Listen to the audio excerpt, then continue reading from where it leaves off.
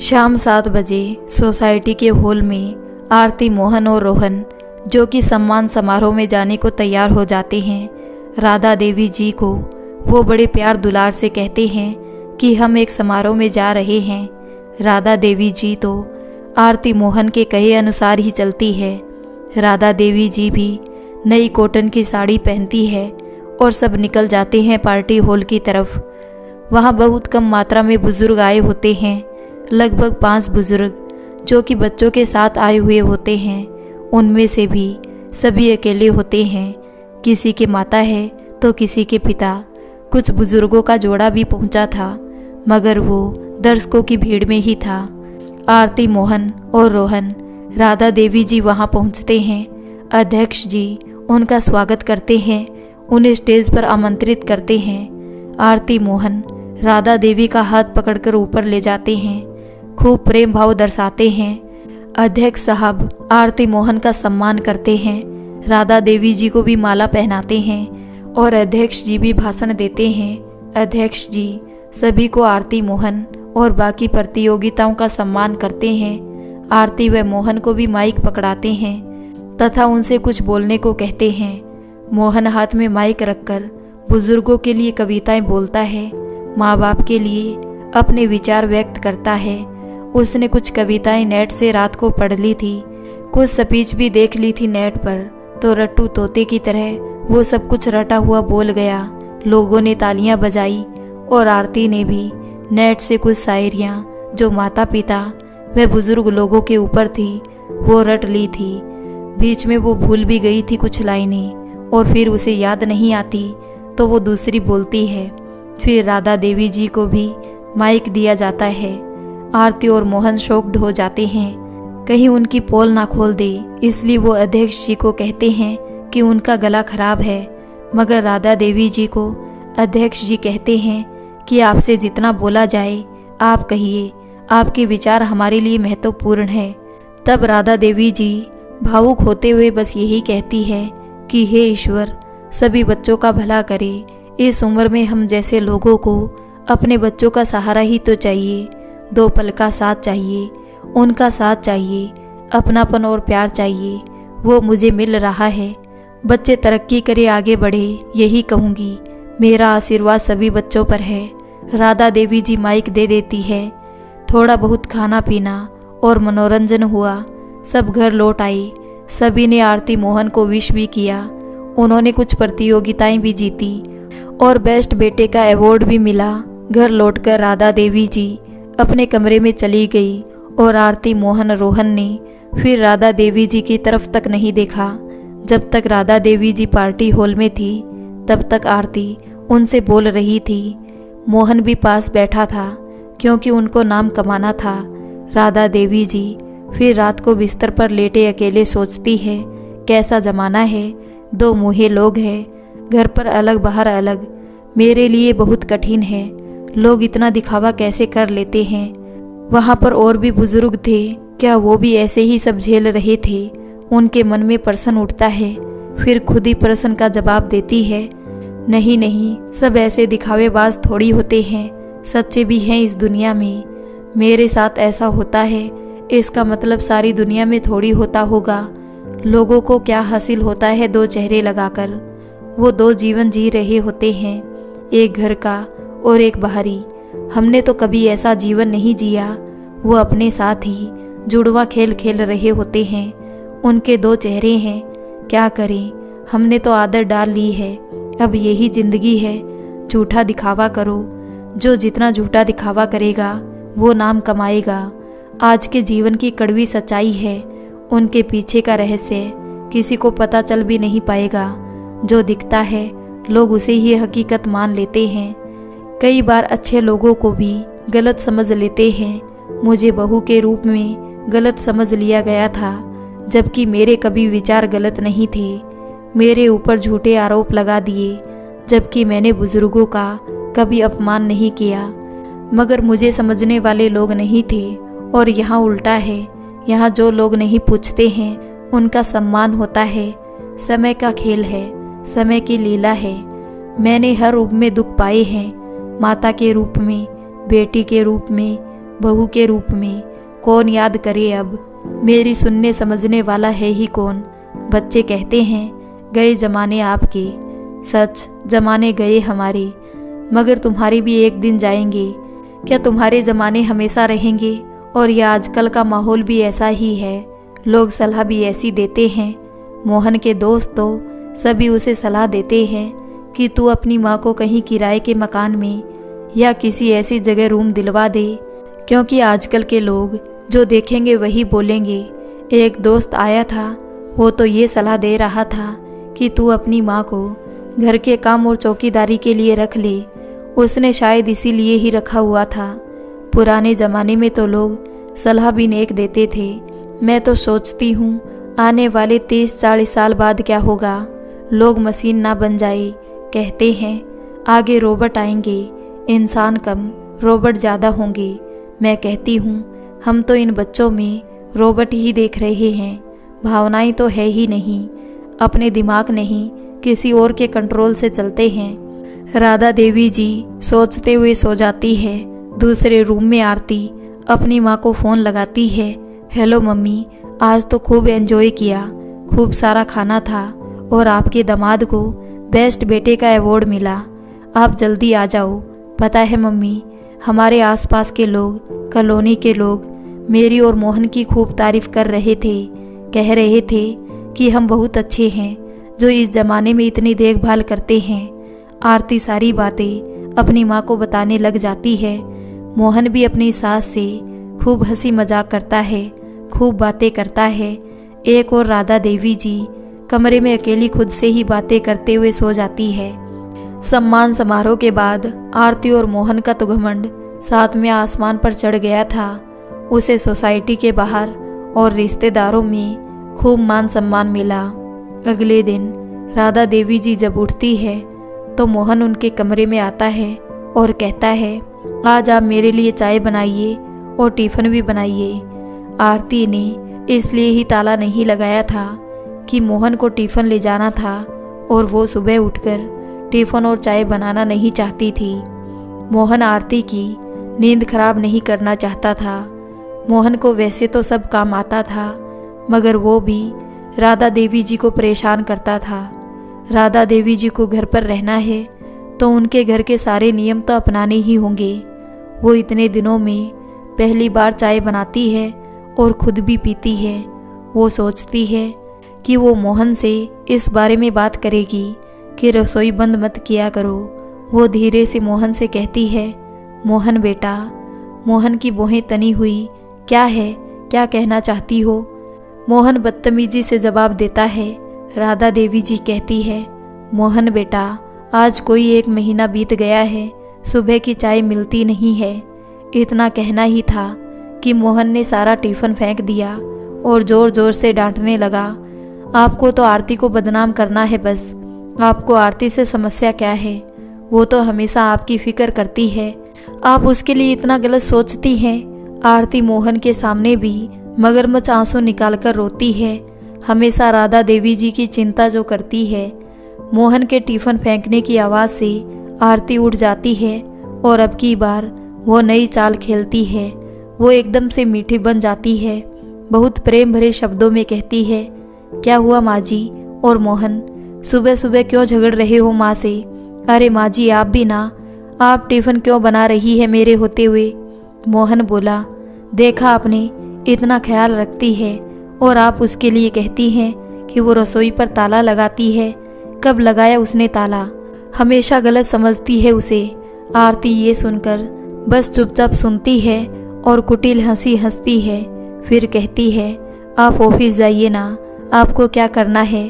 आपको देर हो रही है, इनको मैं संभाल लूँगी। मोहन कहता है क्या ऑफिस जाऊँ? मूड खराब कर दिया इस औरत ने, ना किसी और के जाती है ना हमें चैन से रहने देती है।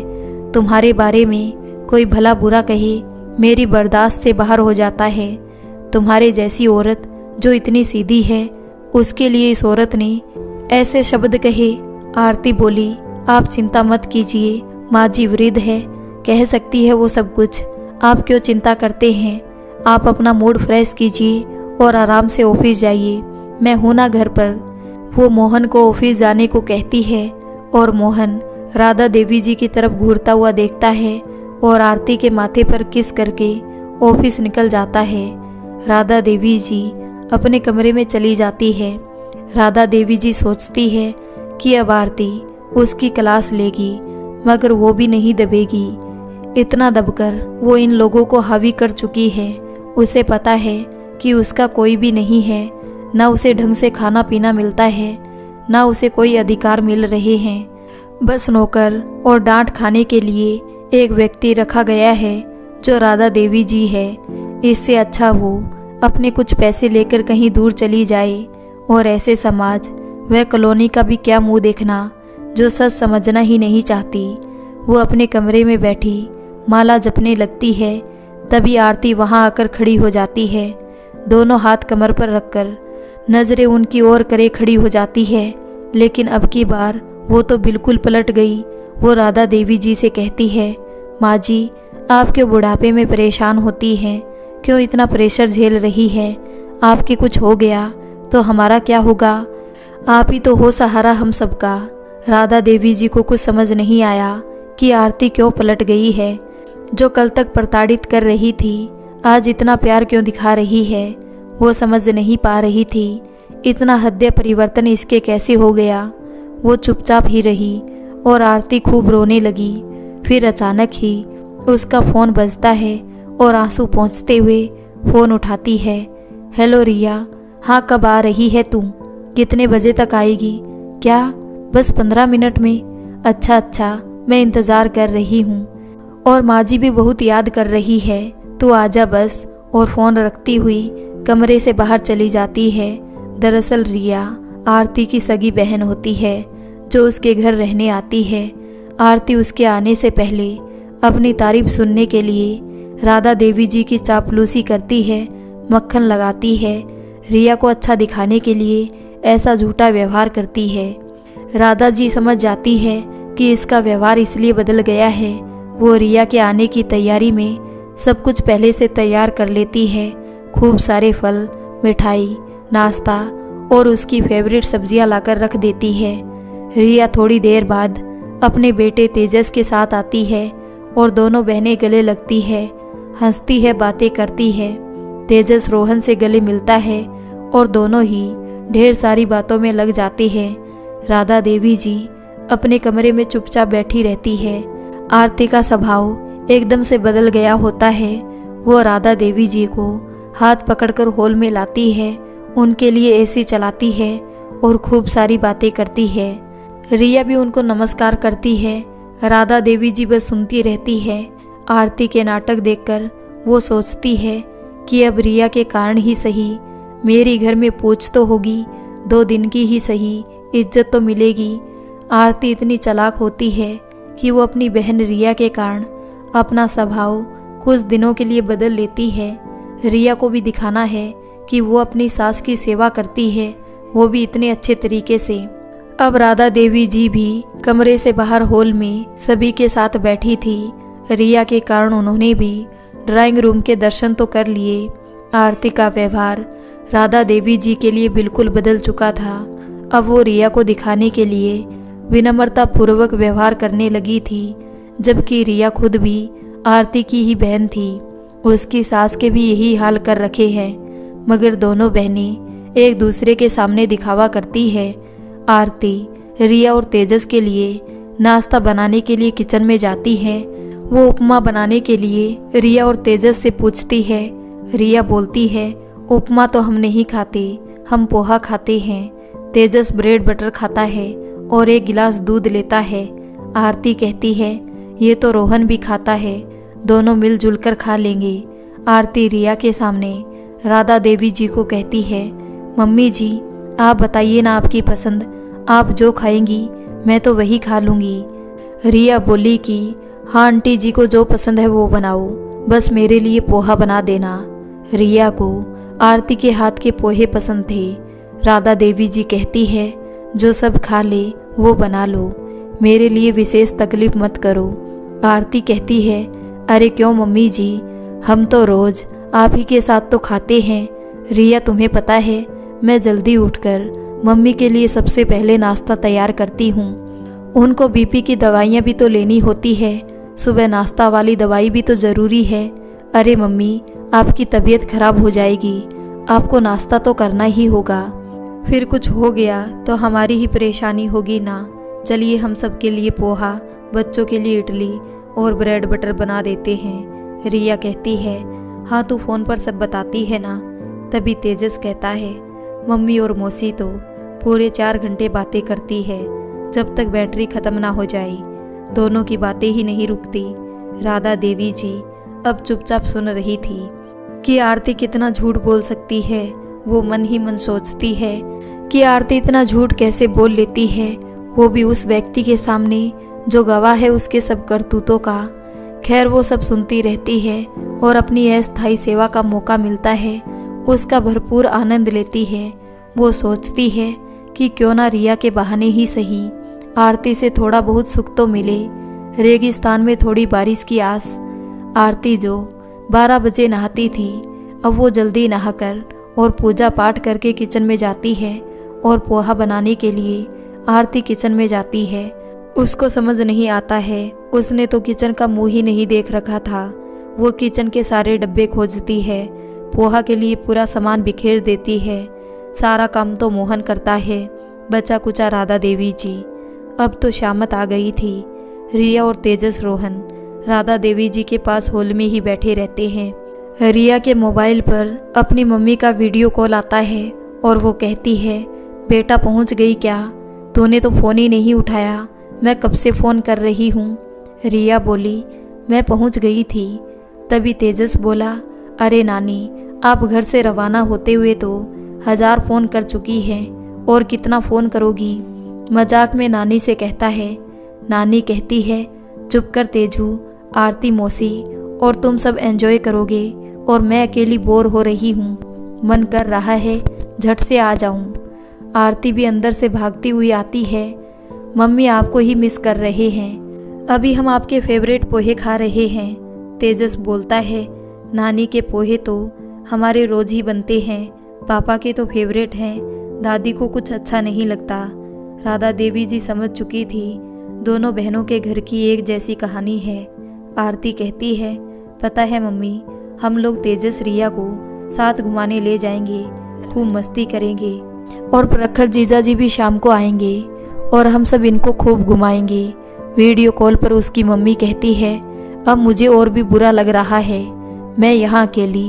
मैं होती तो पिज़्ज़ा हट चलते, खूब मस्ती करते। रोहन तेजस कहते हैं, नानी आओ ना प्लीज़ प्यारी नानी, नानी लव यू नानी, मिस यू नानी। नानी कहती है, अरे तेजस, मेरा रिचार्ज ख़त्म होने वाला है, तो ज़रा ऑनलाइन तो रिचार्ज कर देगा ना। रिया कहती है, हाँ मम्मी, ये आपका रिचार्ज करने ही वाला था कि बैटरी लो हो गई रास्ते में।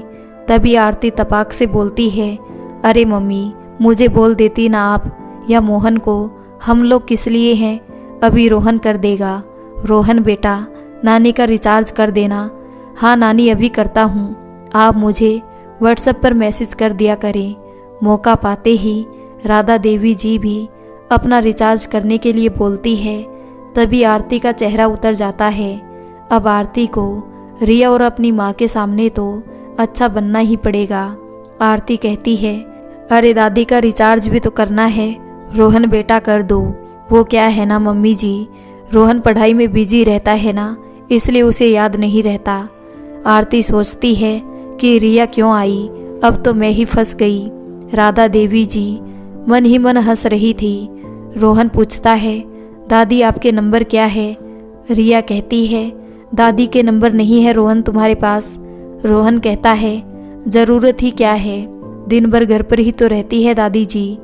रिया आरती ज़ोर ज़ोर से हंसती है और फिर वीडियो कॉल पर कुछ देर बातें करके कॉल कट करती है। आरती कहती है, अरे यार, बातों बातों में नाश्ता रह गया, चलो तुम लोग फ्रेश हो जाओ, मैं जल्दी से नाश्ता बनाती हूँ। आरती राधा देवी जी के लिए टीवी चलाती है। मम्मी जी आप टीवी देखिए, आप बोर ना हो कहीं, क्योंकि मैं नाश्ता बनाऊंगी।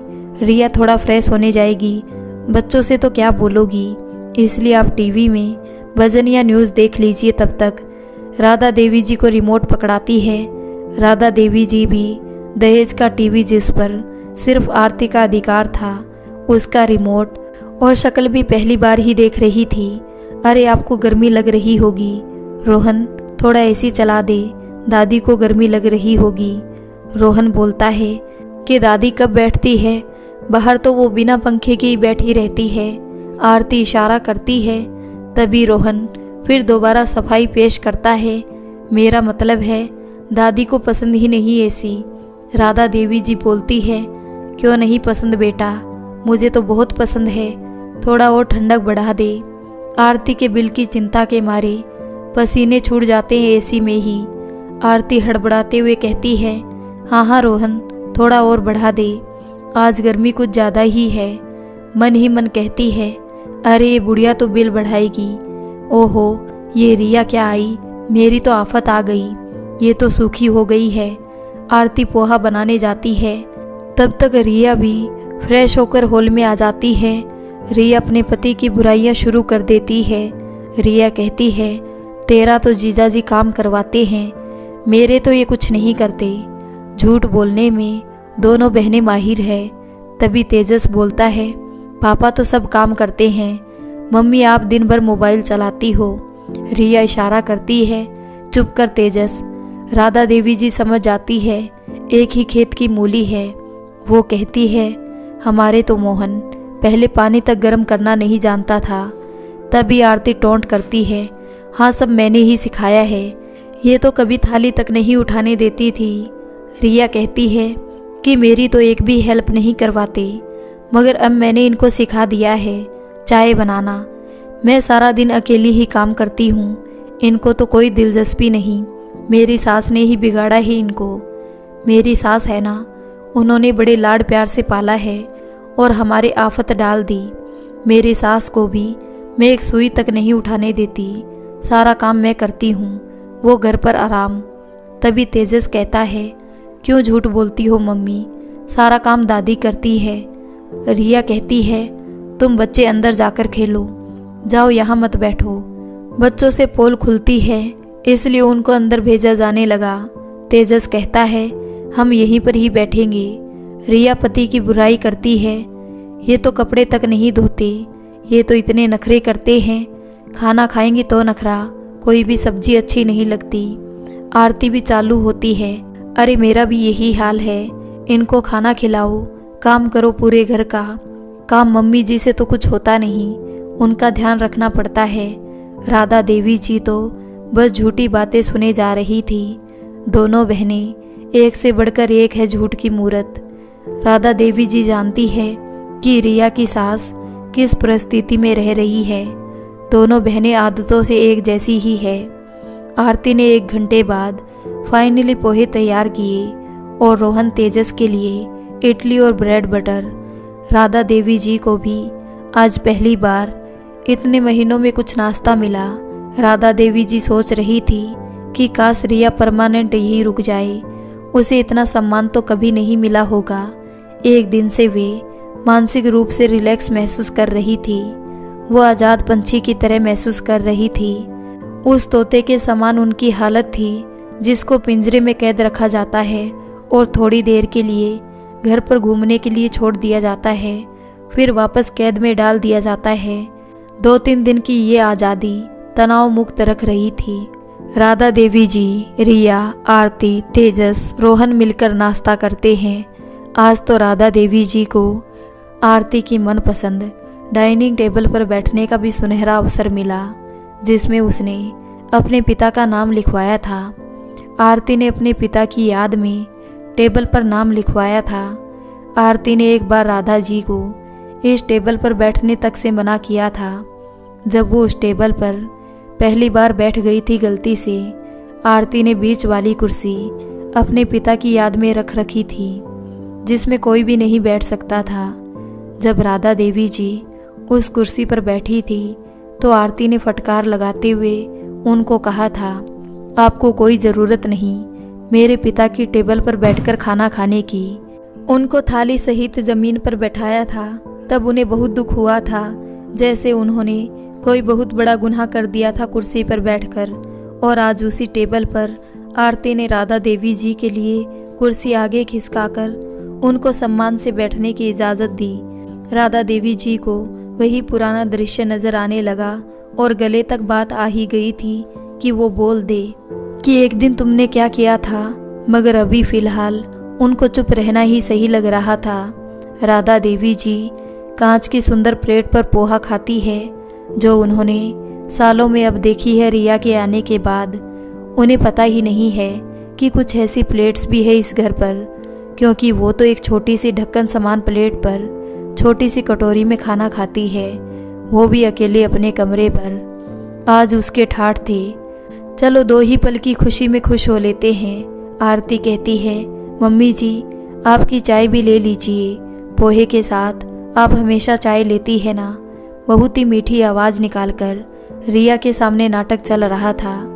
रोहन और तेजस आपस में बातें करते हैं। तेजस कहता है राधा देवी जी से कि आप क्या सब एक साथ खाना खाते हैं। तभी आरती बीच में बात काटते हुए तपाक से बोली, हाँ हाँ क्यों नहीं, हम एक साथ ही खाते हैं। रोहन के पापा अपनी मम्मी के पास ही खाते हैं।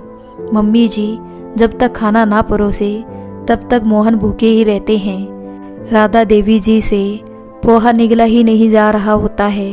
वो पानी पीती है, गले में पोहा अटक जाता है झूठी बातें सुनकर। तेजस कहता है, पता है मौसी, मेरी दादी तो हमारे साथ खाती नहीं, उनको हमसे प्यार नहीं है। रोहन को तो आरती ने पट्टी पढ़ा रखी थी, इसलिए वो अपनी मम्मी आरती के ही पक्ष में था। रिया बोली, तेजस तेरी दादी को अंदर ही पसंद है खाना। रिया बात बदलते हुए कहती है कि वो क्या है ना, मैं तो सुबह 8 बजे जिम चली जाती हूँ और ये जल्दी ही निकल जाते हैं, तो घर पर मम्मी जी अकेली रहती है, इसलिए मम्मी जी की आदत नहीं रही। हम सब रहते नहीं तो कैसे खाएगी। हाँ वैसे उनको इतना प्यार भी तो नहीं है। तेजस को तो नानी के हाथ का खाना, नानी के हाथ की दाल, नानी के हाथ के चावल और नानी के हाथ का पराठा सब कुछ पसंद है। तभी रोहन भी बोलता है कि हाँ मुझे भी नानी के हाथ का खाना बहुत पसंद है। राधा देवी जी की तो दोनों बहनें एक भी नहीं सुनती, बस अपनी बड़ाई करती हुई पोहा चट करती है। तेजस को अब कोल्ड ड्रिंक भी चाहिए। रिया कहती है, जाओ फ्रीज से ले लो, मौसी लेकर आई थी ना तेजू के लिए। रिया फ्रीज खोलती है तो देखती है, यार तू अब अपना रेफ्रिजरेटर बदल ले, डबल डोर का ले ले, हम तो 1 लाख रुपए लगाकर ले आए हैं, तू भी ले आ। आरती कहती है, हाँ यार रिया, हमें भी फ्रिज बदलना है, तूने भेजी थी ना फोटोज व्हाट्सएप पर, देखा था तेरा फ्रिज। रिया कहती है, जो मम्मी ने दिलाया था उसे 15 साल हो गए, मैंने उस फ्रिज को बेच दिया था। पता है मैं इतनी रोई कि 7 दिन तक खाना नहीं खाया, क्योंकि मम्मी ने दिया था ना, एक एक चीज़ संभाल कर रखी है मैंने मम्मी की, मैं रोज़ फ्रिज साफ करती थी। आरती ने कहा, मैंने भी अपनी डाइनिंग टेबल देख हीरे की तरह चमका रखी है, पापा का नाम है ना इसलिए। हाँ यार फ्रीज तो लेंगे, इनको बोला है मैंने। पता है जब से तेरा फ्रीज देखा मैंने तो कह दिया था कि ऐसा ही हमारा होना चाहिए, यही कलर होना चाहिए, यही मॉडल। वही राधा देवी जी की नज़र पड़ती है अपने दिलाए सामानों पर, जिनको कबाड़े में फेंक रखा होता है। आरती उनको छूती तक नहीं है। राधा देवी जी का पुराना सामान कबाड़ बताकर बेच दिया। उनकी एक भी पुरानी चीज़ घर पर नहीं रखने देती थी। पति की सास ससुर की फ़ोटो ड्राइंग रूम में लगाने की भी इजाज़त नहीं थी। राधा देवी ने जो भी सामान दिया था वो सब एक स्टोर रूम में धूल खाने के लिए रख दिया है। वो सामान नौकरानी को देने का मन बना रखा है। तेजस कहता है, पता है वो पुराना फ्रिज नानी ने दिया था, जब हम बेचने जा रहे थे तो मम्मी का रो रो कर बुरा हाल था, खाना तक नहीं खाया हमने। हम सब खूब रोए क्योंकि नानी ने दिया था।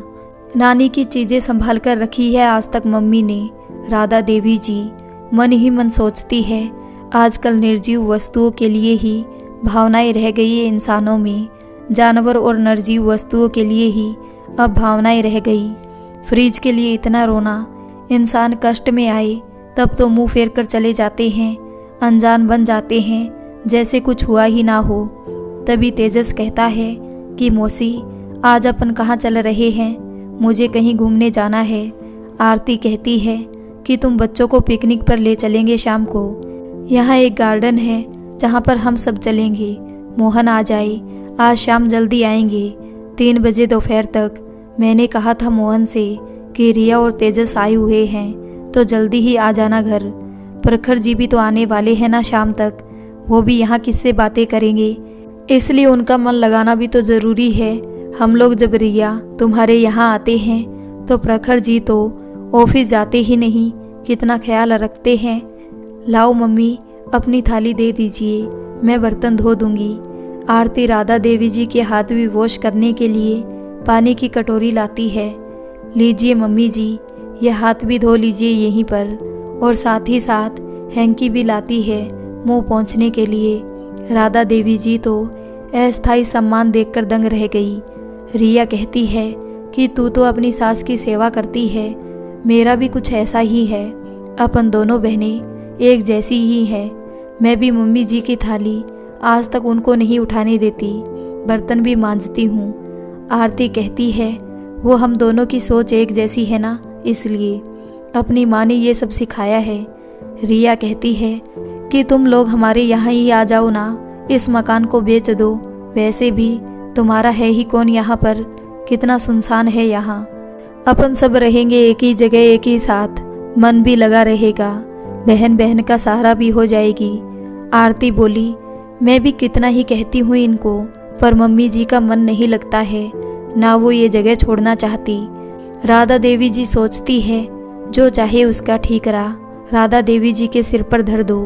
मेरा तो यहाँ मन लग रहा है, नहीं लग रहा है, उससे तो क्या फर्क पड़ता है। तुम कौन सा मेरे कारण रुकने वाली, अपनी मन मर्जी करती हो तुम तो। आरती कहती है मम्मी जी आपका सोने का समय हो गया है, आप सो जाइए।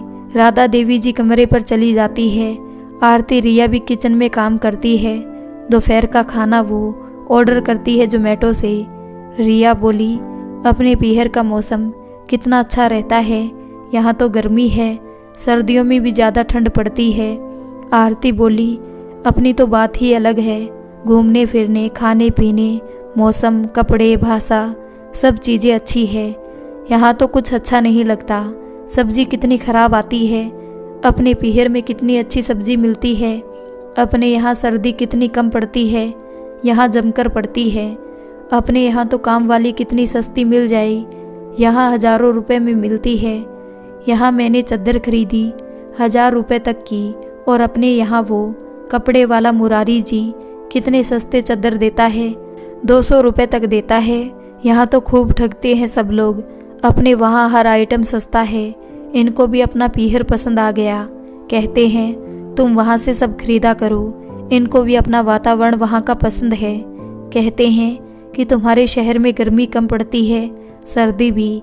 इनको यहाँ का अब कुछ पसंद नहीं है, ये कहते हैं कि तुम्हारे यहाँ नमकीन मिठाई सब अच्छी मिलती है।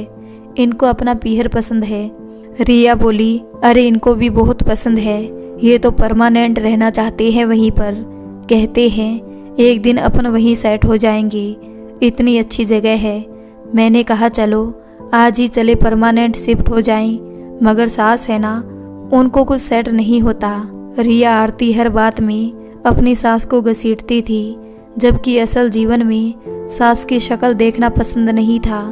ना ही एक बात सुनती, ना ही मानती थी, बस सास के ऊपर ठीकरा धरना आता था। कहीं कुछ नहीं करने का कारण सास थी। दोनों बहनों ने सास की दुर्दशा कर रखी होती है, मगर हर बात में सास को ऐसे शामिल करती है जैसे कोई खुद दबकर रहती हो। पति उनकी हाँ में हाँ मिलाने वाले मिल गए, इसलिए उनके पर लग गए थे।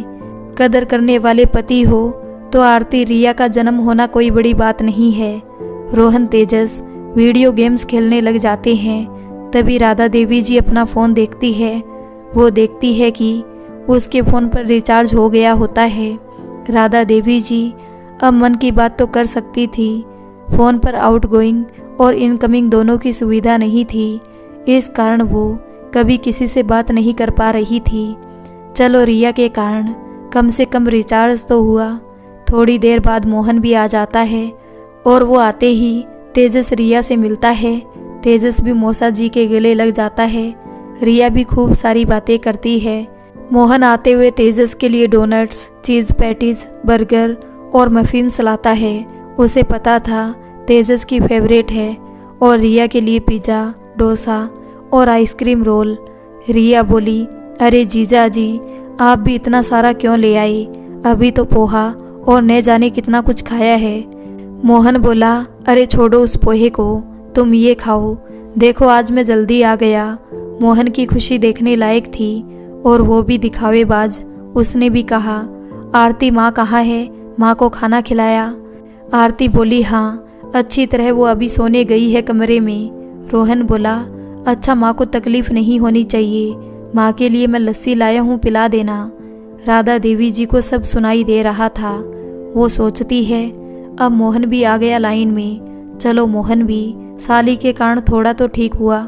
मोहन सबको पिज़्ज़ा, डोनट्स और आइसक्रीम अपने हाथों से खिलाता है। रिया मुंह खोलो, तेजस मुंह खोलो, ये लो और खाओ। रिया बोली, बस जीजा जी, अब पोहा भी तो खा रखा है ना, डाइटिंग कर रही हूँ। मोहन बोला, अरे डाइटिंग करनी थी तो वहीं रहती घर पर, यहाँ तो हम तुम्हारा वज़न 10-15 किलो बढ़ाकर ही भेजेंगे। तेजस कहता है, नहीं मौसा जी, इतना मत करना मम्मी को मोटा। मम्मी को तो यंग दिखना है अभी भी। हमारे एक पड़ोस में जो अंकल रहते हैं दुबे जी, वो कहते हैं मम्मी जी से कि आप और तेजस तो भाई बहन लगते हो। सच बताऊं, मम्मी इतनी खुश हो जाती है, पूरा दिन खुशी से झूमती है और फिर डाइटिंग करने लग जाती है। जिम की टाइमिंग्स और बढ़ा दिए हैं। हाँ ये अलग बात है कि दुबे जी की वाइफ मिसेस दुबे जो कहती है ऐसा कुछ भी नहीं है, वो तो तेजस की मोम ही लगती है। रिया कहती है, वो तो मुझसे जलती है इसलिए कहती है, क्योंकि खुद भी तो उम्र से 2 गुना दिखती है, वजन भी बढ़ा रखा है, 100 किलो कर रखा है। रिया दुबे जी की पूरी दिनचर्या सुना देती है। रिया और आरती की एक आदत है, दोनों पड़ोसियों के घर भटकती फिरती है। जब देखो तब पड़ोसियों के घर बैठी मिलेगी। घर पर रिया का सास से मन नहीं लगता, इसलिए यहाँ वहाँ भटकती है, जगह ढूंढती है, आस पड़ोसियों की दिनचर्या देखती है, उनके घरों में क्या करते हैं, कैसे रहते हैं। रिया और आरती ये पैनी नज़र से देखती है, फिर अपनी सास से झगड़े करती है।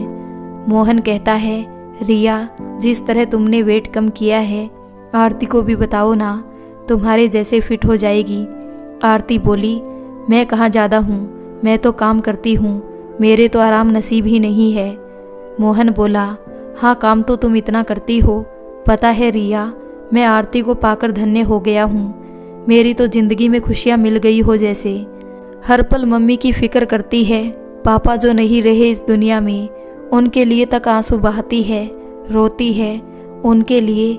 मुझसे कहीं ज़्यादा इसे दुख है।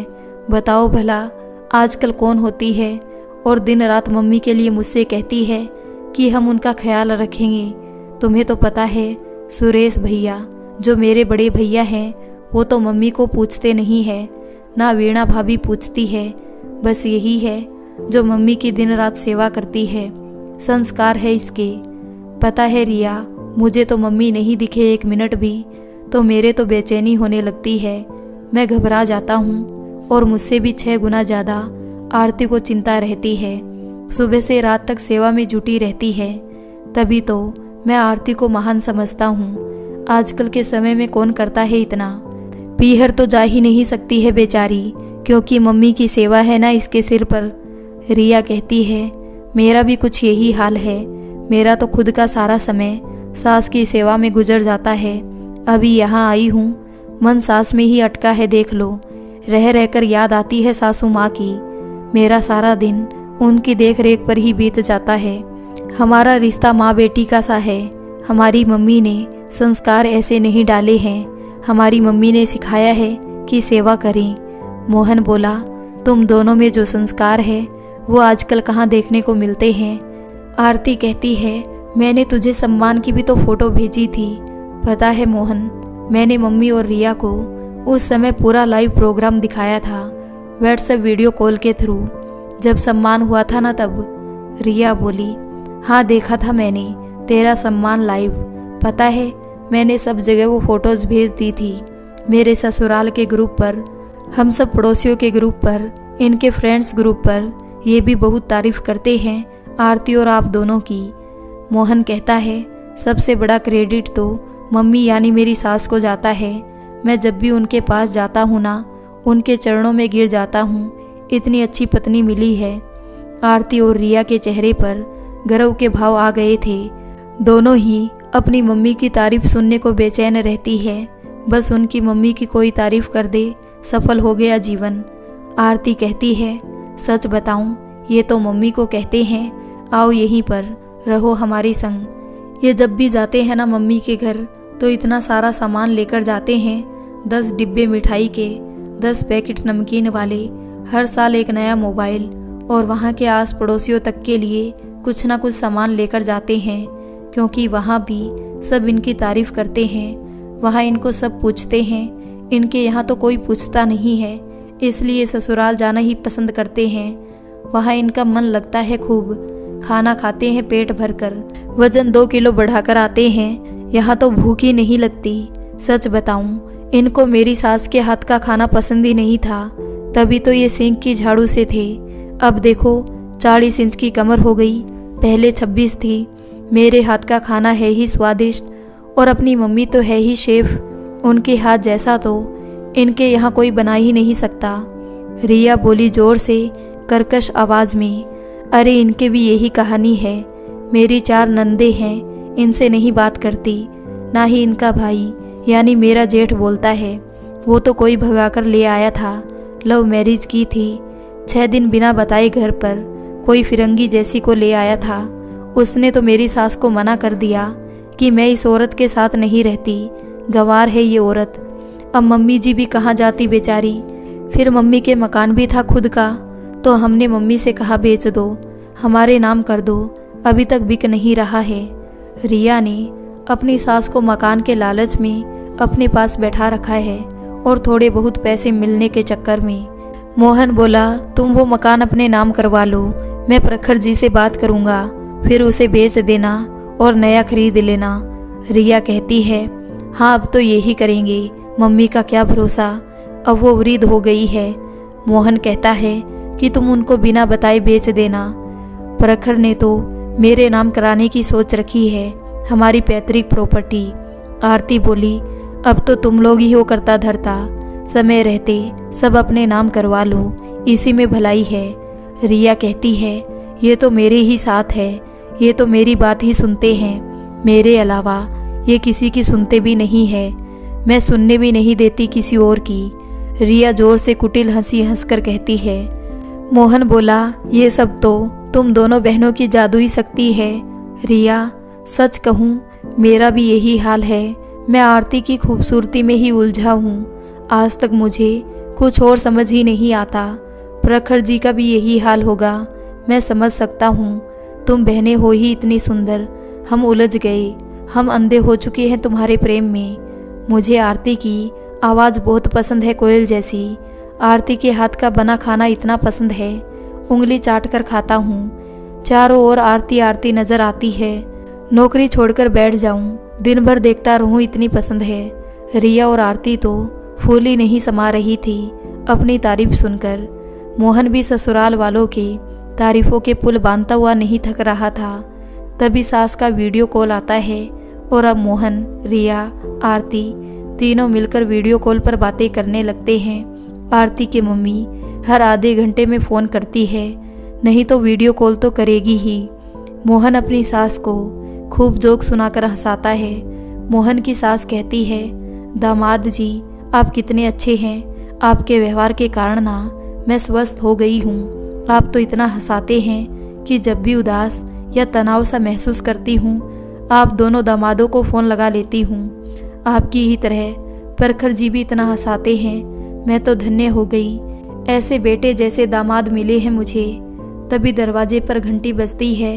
रिया भागकर दरवाजे पर जाती है, शायद यही आए होंगे। दरवाजे पर प्रखर जी खड़ा होता है। अरे वाह प्रखर जी, आपने तो सरप्राइज दे दिया हम सबको, अभी आ गए, हम तो सोच रहे थे रात को आओगे। वीडियो कॉल से सास को प्रणाम करते हुए प्रखर अंदर आता है। अभी कुछ घंटे पहले ही तो मेरी बात हुई थी प्रखर जी से, मुझे मालूम था वो तुम सबको सरप्राइज देंगे। वीडियो कॉल पर आरती की मम्मी सब देख रही थी। तेजस बोला, नानी आप बैठी बैठी सब जगह फ़ोन घुमाती हो।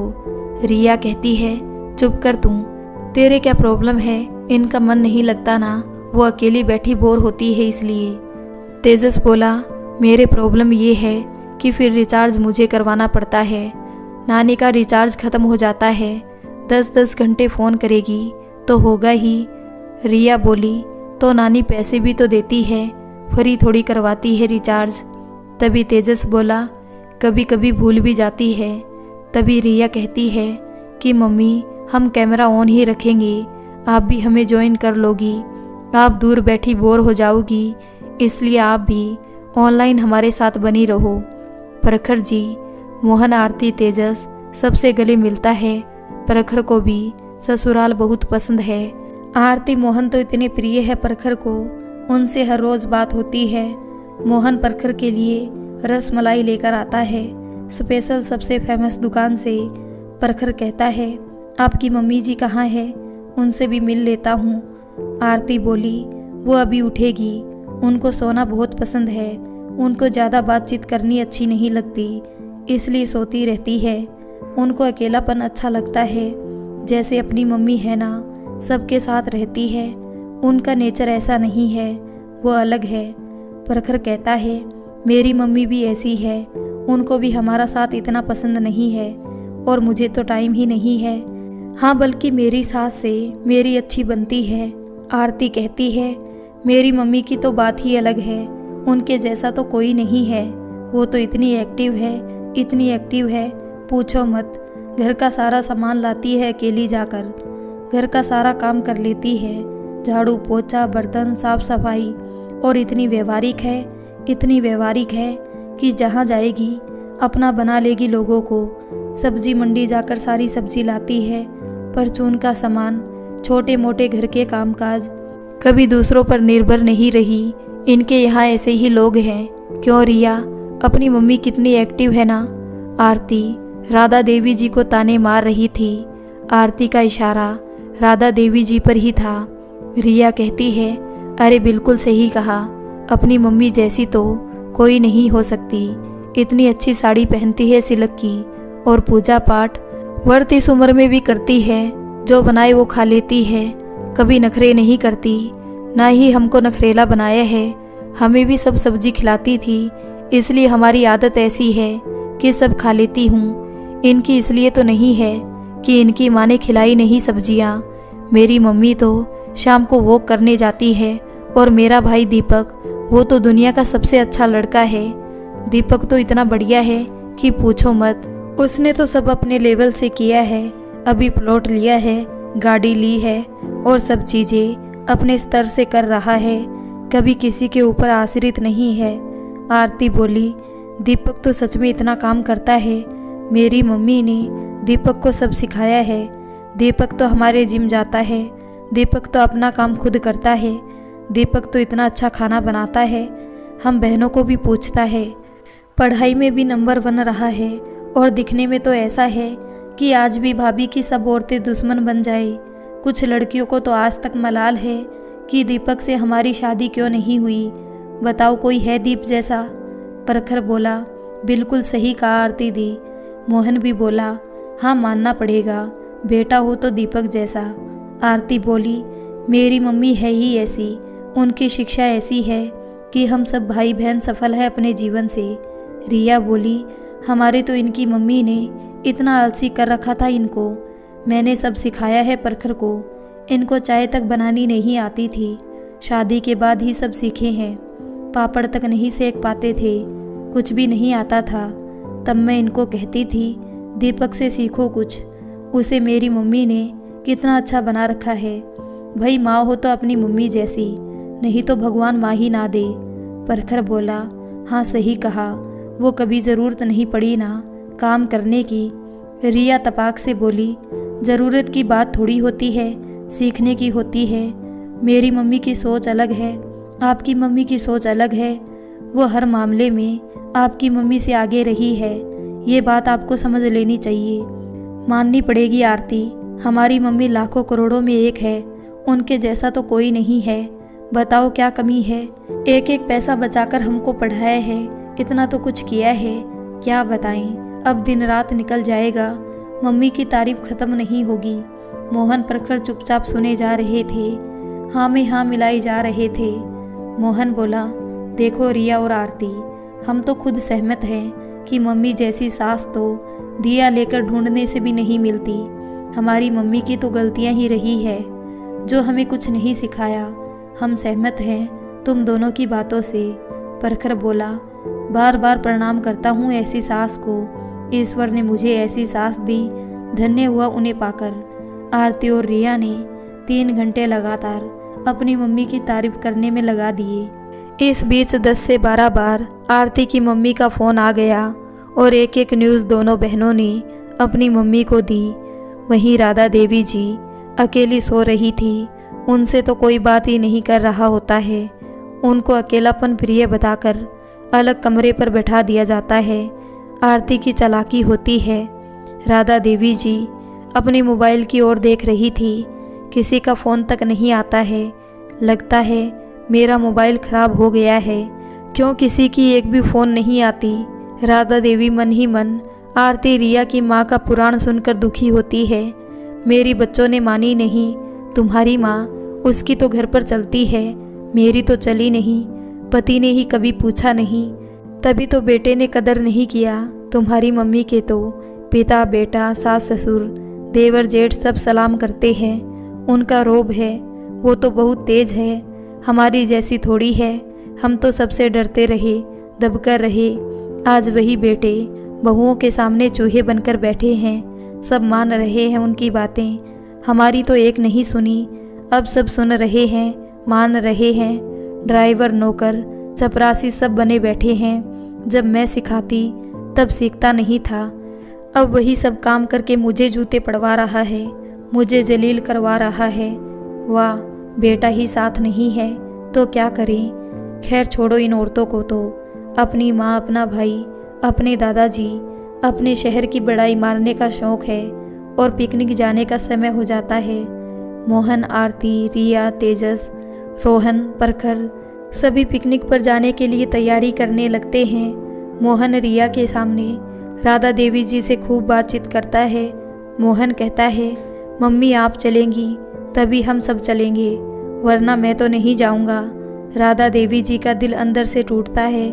वो मोहन के इस रूप को देखकर भीतर ही भीतर टूट जाती है।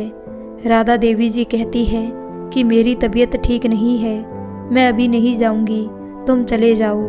मैं क्या करूंगी बच्चों के बीच। मोहन कहता है, आज तक हम आपको कहीं अकेला छोड़कर गए हैं, हम आपको साथ लेकर ही गए हैं। आरती रिया से कहती है, पता है मम्मी जी के बिना हम कहीं नहीं जाते। रिया भी तो आरती की बहन थी, वो भी बोली, ये प्रखर की भी आदत है, ये भी मम्मी मम्मी करते हैं, इनका मन कहाँ लगता है, दिन रात माँ के ही पास बैठे रहते हैं। प्रखर भी कहता है, हमारा तो जीवन यही है, माँ को समर्पित, जन्मदाता है वो, उसके चरणों में ही बैठे रहते हैं। राधा देवी जी कहती है, तो फिर यहाँ भी ले आते उनको, अकेले क्यों आए। राधा देवी जी हकीकत जानती है कि ना ही प्रखर ना रिया ना तेजस, किसी को रिया की सास से कोई मतलब नहीं था। बस झूठी झूठ में अपनी बड़ाई व तारीफ के लिए दूसरों के घर जाकर अपने आप को श्रेष्ठ साबित करने चले जाते हैं। तभी प्रखर चुप हो गया और रिया बोली कि वो क्या है ना, मम्मी का मन नहीं था, हमने तो इतना कहा कि आप चलो, इतना रोई मैं। इनसे पूछो प्रखर से, क्यों प्रखर बताओ ना कि मैंने कितना कहा चलने को साथ में। प्रखर की तो आदत ही हो गई थी हाँ में हाँ भरने की। प्रखर ने कहा, हाँ हाँ रिया तो बहुत कहती है, आप चला करो हमारे साथ, वहाँ तो इतना पूछती है, ये तो मम्मी ही ऐसी है, वो नहीं चलती। राधा देवी जी सब समझती है। उनके घर में आरती मोहन भी प्रखर रिया जैसे दिखावेबाज और झूठे हैं, इसलिए उनको सब समझ आता है। राधा देवी जी कहती है कि कोई नहीं, अगली बार आओ तो साथ ले आना। रिया बोली, हाँ ज़रूर। आरती कहती है, मम्मी जी आप नहीं चलेंगी तो मैं भी नहीं जाऊंगी। वो जानबूझकर दिखावे पर उतर आती है। सभी तैयार होकर खड़े हो जाते हैं। बस आरती जिद पर अड़ी रहती है। मम्मी जी आप चलिए ना, प्लीज़ प्लीज़, रिया कहती है। अरे चलिए ना मम्मी जी, जब आरती आपके बिना नहीं जाती तो आपको भी तो आरती का मान रखना चाहिए। देखो ना, इतना कौन पूछता है आजकल, आपकी बड़ी बहू तो पूछती नहीं आपको। मोहन आरती को यूँ गिड़गिड़ाता देख राधा देवी जी के ऊपर गुर्राने लगता है। उसे भयानक गुस्सा आता है कि आरती इतना मना रही है और राधा देवी जी चल नहीं रही, तो वो गुस्सा दबाकर और रिया परखर के सामने बात को दूसरी तरह पेश करता है। क्या है मम्मी, आप आरती की बात का भी कभी तो मान रखा करो। देखो ना, ऐसे भी कोई करता है क्या? बड़े भैया भाभी तो कहीं भी घूमते हैं, आपको ले जाते हैं क्या? आप आरती के लिए ही सही चलो। राधा देवी जी को मोहन ने कभी कार नहीं दिखाई, उसने कार सिर्फ ससुराल वालों के लिए ही खरीदी थी। राधा देवी जी को जिस तरह आज मोहन आरती अपने साथ कहीं ले जाने को कह रहे हैं, आज तक तो जब कभी बाहर गए हैं कभी पूछा नहीं था। ये सब रिया के कारण ही नाटक हो रहे हैं, जबकि रिया खुद को अपनी सास से मतलब नहीं होता है। फिर भी लोग दिखावे में आरती राधा देवी जी को तैयार होने के लिए राधा देवी को सिल्क की साड़ी देती है। लीजिए, ये पहनकर आप तैयार हो जाइए। राधा देवी जी मोहन का गुस्सा देखकर तैयार हो जाती है, क्योंकि वो जानती है कि मोहन रिया के जाने के बाद उसे खरी खोटी सुनाएगा। मोहन की ज़िंदगी में सिर्फ आरती है और वो आरती की खुशी के लिए किसी हद तक जा सकता था। वो हिंसा इसलिए करता था कि आरती को कोई कुछ ना कह पाए, वो सुखी रहे और दुनिया उसकी तारीफ करे। राधा देवी जी को मोहन आंखें दिखाता है। राधा देवी जी समझ जाती है, वो साथ चलने को तैयार हो जाती है और अब सब पिकनिक पर जाने को तैयार। कार पार्किंग से निकालकर मोहन राधा देवी जी को बैठाता है। राधा देवी जी ने पहली बार मोहन की कार का सफ़र किया था। सभी लोग कार में बैठ जाते हैं और पिकनिक के लिए पीपी पार्क जाते हैं। पीपी पार्क में बहुत सारे लोग पिकनिक बनाने आते हैं। रिया कहती है, अब हम तो नई कार लेंगे। परखर कहता है, आप लोग भी नई कार ले लो। आरती बोली, हाँ इनको बोला है मैंने कि नई कार ले लेते हैं, इनको फुर्सत ही कहाँ है। मोहन आरती के जन्मदिन के लिए बुक करवा चुका होता है, मगर वो सरप्राइज़ देना चाहता है। मोहन बोला, थोड़ा ठहर कर लेंगे, अभी 1-2 साल तक तो चल ही रही है। तभी रोहन कहता है, नहीं पापा, अब हमें बदल लेनी चाहिए कार, नए मॉडल आ गए हैं एडवांस। रिया कहती है, इनको तो 3-4 साल के बाद कार नई लेने की लगती है। आरती कहती है, हाँ ये भी हमारे ऐसे ही हैं, इनको भी कार नई पसंद है। अभी 3 साल भी नहीं हुए और देखो ये भी कभी ना कभी बदलेंगे। राधा देवी जी कहती है कि बेटा हम तो पैदल ही चले जाया करते थे और मोहन के पापा तो साइकिल से ही गए हैं ऑफिस, उन्होंने तो कार ये गाड़ी देखी तक नहीं। मोहन बोला, वो ज़माने गए, आप कहाँ पापा की बात लाते हो, आप लोगों के ज़माने गए, आप लोग वही घिसी पिटी बात करते हो, आजकल एडवांस ज़माना है। राधा देवी जी बोली, मगर बेटा फिजूल खर्च से बचना चाहिए। आरती बोली, इसमें क्या फिजूल खर्च, 3-4 साल तो चला ही लीना। परखर और रिया भी बोले, आपके और हमारे ज़माने में काफ़ी अंतर है, पहले साइकिल का ज़माना था, आजकल कहाँ है साइकिल। राधा देवी जी बोली, मेरे कहने का अर्थ साइकिल नहीं है, मेरा मतलब है इंसान को साधारण जीवन जीना चाहिए, कितना भी पैसा हो व्यर्थ नहीं बहाना चाहिए। मोहन को राधा देवी जी का यूँ बीच में बोलना रास नहीं आ रहा था। वो गुस्से से अचानक ब्रेक लगाता है और तभी वो कहता है, प्लीज़ इस टॉपिक पर बात मत कीजिए। मोहन नहीं चाहता था कि रिया की बात को गलत ठहराया जाए। राधा देवी जी की बातें मोहन को वैसे भी पसंद नहीं थी।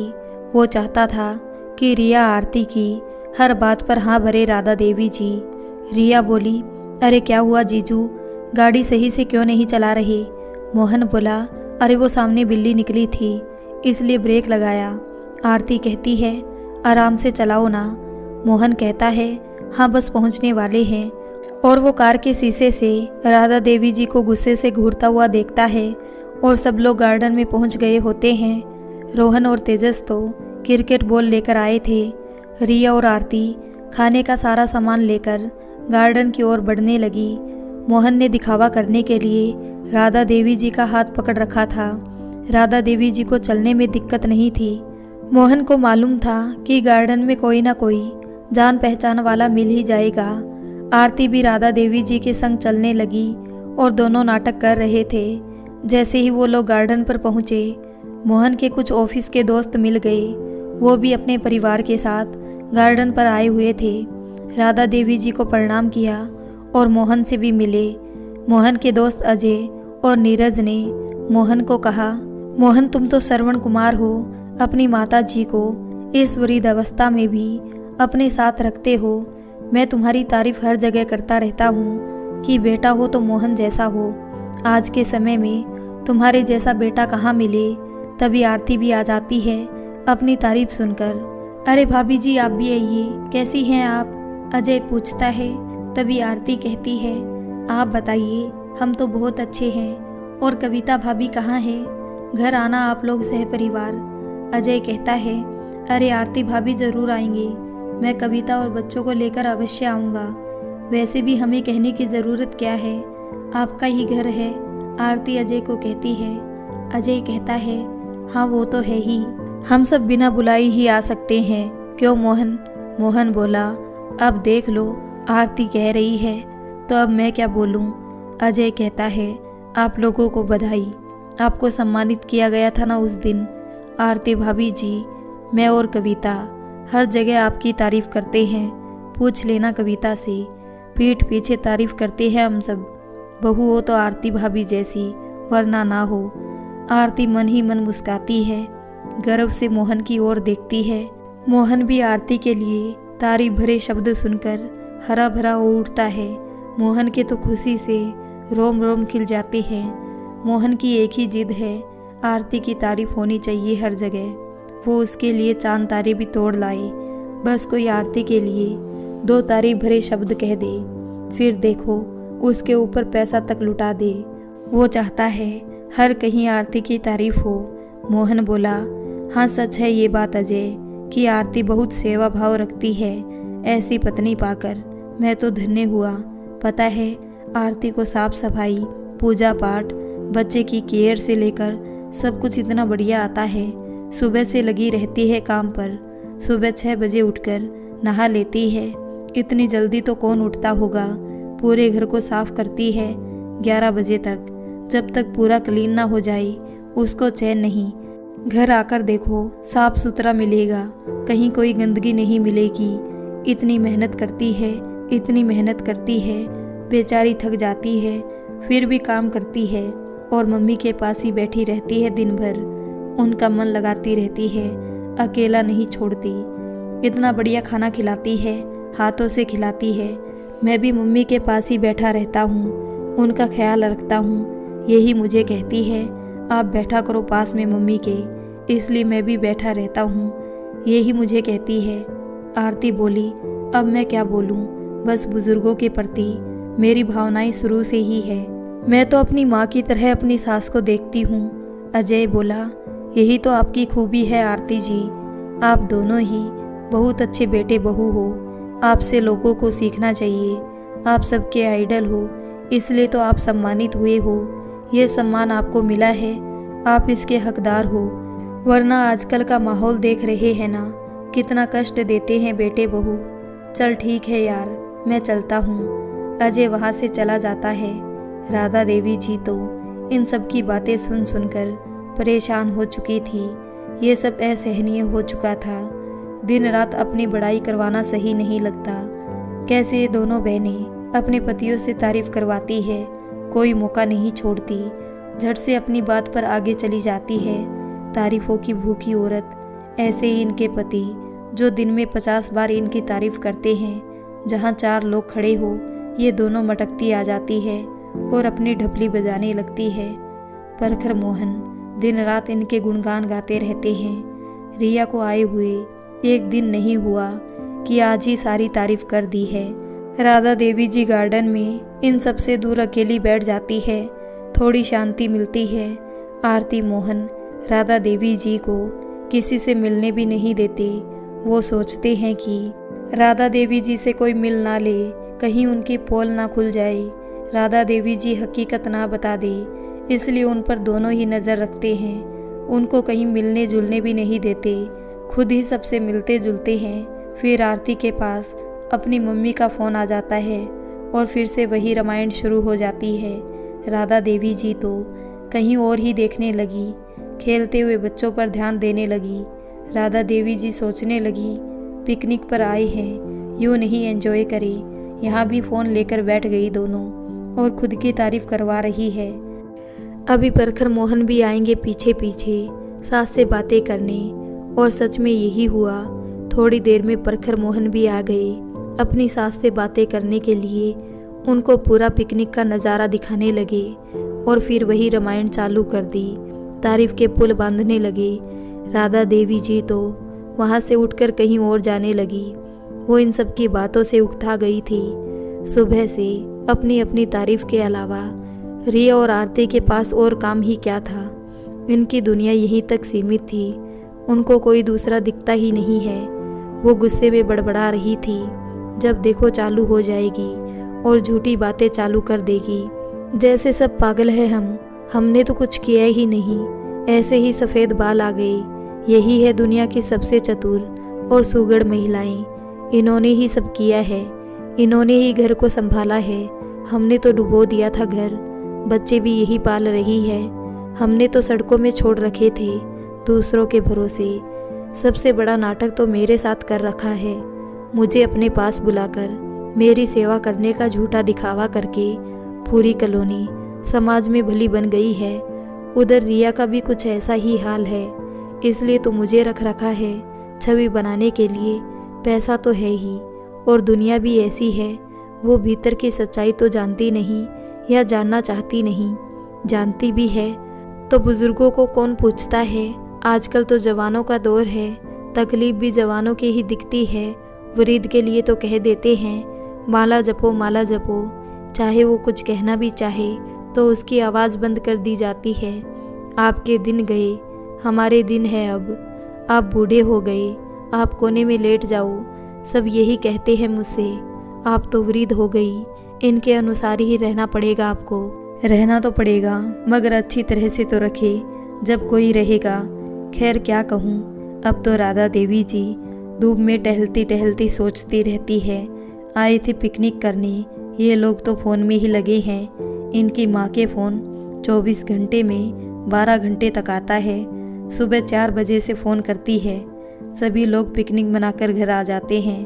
अगले ही दिन से श्राद्ध पक्ष लग जाते हैं। राधा देवी जी को बुढ़ापे में इतना मालूम नहीं रहता है कि कौन सी तिथि है, कब है। वो ना तो कैलेंडर देखती है, ना ही उनको कोई बताता है।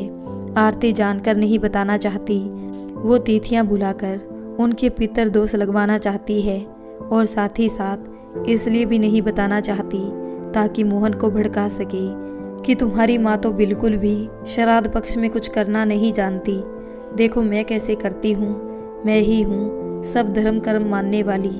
राधा देवी जी तो नास्तिक अधार्मिक औरत रही है। रिया और आरती सुबह 5 बजे उठकर राधा देवी जी के पति की फोटो में फूलमाला और अगरबत्ती करती है। राधा देवी जी सोचती है इसको क्या हो गया अचानक। फिर आरती राधा देवी जी के पैर छूती है। राधा देवी जी को ये पता था आरती जीवित को पूछती नहीं, जो ऊपर चले गए उनके लिए दुनिया भर का दिखावा करती आई है। सुबह से मोहन उदास चेहरा लेकर बैठ जाता है, आंसू भी टपकते रहते हैं। आरती भी झरझर आंसू बहाती है। रिया प्रखर भी देखते हैं कि आरती मोहन आज तक अपने पिता को याद करते हैं। आरती रिया के गले लगकर रोती है, बहुत नाटक चलता है। मोहन भी आंसू की धाराएं बहाने लगता है। प्रखर भी अपने पिता की याद में रो पड़ता है। अब घर में एक अलग ही सन्नाटा पसरने लगता है और सुबह से खाना बनाने के लिए लग जाती है। आसपास मंदिरों से पंडों को, पुजारी जी को बुलाकर प्रसाद ग्रहण करने को कह भी देती है। पूरी कॉलोनी में आरती मोहन का नाम होता है कि वही पितृपक्ष में ब्राह्मण भोजन करवाते हैं। राधा देवी जी श्राद्ध के खिलाफ तो नहीं है, मगर वो जीवित का अपमान और मरीद को इतना सम्मान आदर जैसी सोच की विरोधी रही है। अगर करना है तो जीवित का भी उतना ही करो। वो जानती है राधा देवी जी के पति गंभीर बीमारी से तड़पकर स्वर्ग सिधार गए। मोहन और आरती सेवा से कतराने के लिए कभी उनसे मिलने तक नहीं आए। सारी सेवा राधा देवी जी ने अकेली ही की थी। आरती तो उन दिनों घूमने गई हुई थी और मोहन को फुर्सत ही नहीं थी कि अपने पिता से आकर मिले। राधा देवी जी रात रात भर अकेली ही अस्पताल ले जाती थी। हाँ, आस पड़ोस की संतोष भाभी जी कभी कभी सहारा दे देती थी। उनका बेटा अरविंद जो राधा देवी जी की मदद करता था, बाहरी काम संभाल लेता था। एक और था जिसने राधा देवी जी की मदद की थी, राधा देवी जी के पति की ऑफिस में काम करने वाली विमला। विमला अत्यंत गरीब थी। उसे राधा देवी जी के पति ने बहन बना रखा था और वो भी राधा देवी जी को और उनके पति को मानती थी। राधा देवी जी ने उनके बेटे विराट को गोद भी लिया था और उसकी पढ़ाई की जिम्मेदारी ली थी।